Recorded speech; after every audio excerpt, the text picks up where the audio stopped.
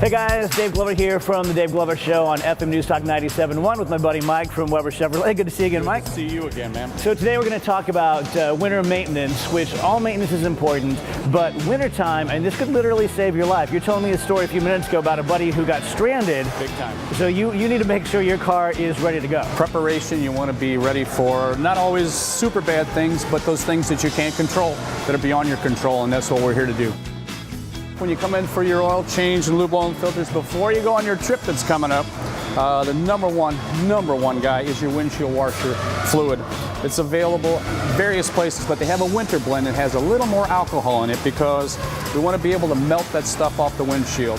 So they'll say a winter blend or a heavy blend, something like that. Always clearly marked under the hood. You can't mess up. Fill it up till it gurgles out and just let it roll. We've come so dependent upon our key fobs for starting the car, for opening the car. I got folks that don't even know they have a key. Inside those key fobs, there's a nice little battery. It's another one of those things. We sell them. You can buy them at Walgreens. I have two really good examples of the ones that are most common to our vehicles. And basically inside these guys, this fits most of our late model cars because we remote start them. Some of the cars, we can do a lot of weird things with the key fobs. This is an old traditional one, but inside here is a nice quarter-sized little battery. About 2 years, 24 months is the maximum life. A lot of the newer ones, the 13s, will kind of warn you sometimes, but it's always in the worst case scenario. So we got a bad day, it's snowing, you want to remote start the car, it doesn't start. The batteries need to be replaced. I always tell folks, if they can't remember the last time they replaced it, throw the thing away. Get the biggest honk of snow brush and scraper you can get. Let leverage be your friend. You don't want to make all these messes.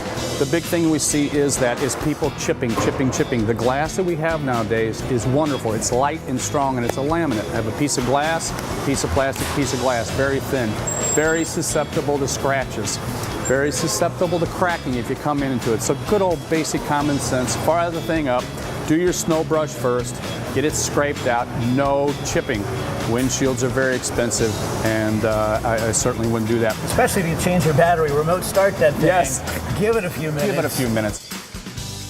Silicone can be your buddy. Refreeze is a big problem. By that I mean, it's warm in the garage, you're at home, you start the car up, you come outside, it's cold. Moisture we can't change. Our weather strips are of the finest quality, but there's things you can't control, and one of it is refreeze. So you're in the 40-degree garage, you go to work, you're parked outside, now it's there. If I do that 2 and 3 times, sometimes that moisture forms on our silicone on the weather strips. So this is your buddy. You don't want to go crazy spraying on the car. Actually, on a nice rag, just spray it until it's good and saturated. Follow the outline of that weather strip, and then come back down. Let it dry just a little bit and do it again. It'll go a long way to save that door, because the main guy you're worried about is getting in the driver's door. There's times you could be on the highway, you're going to Kansas City to see Grandma, and you get to the Rockport Bridge, and there's an officer of the Highway Patrol telling you to stop and not get out of your car. You're not going to be there forever, but you may be there for 3 or 4 hours. And if you are, what are you going to do? Basics are good.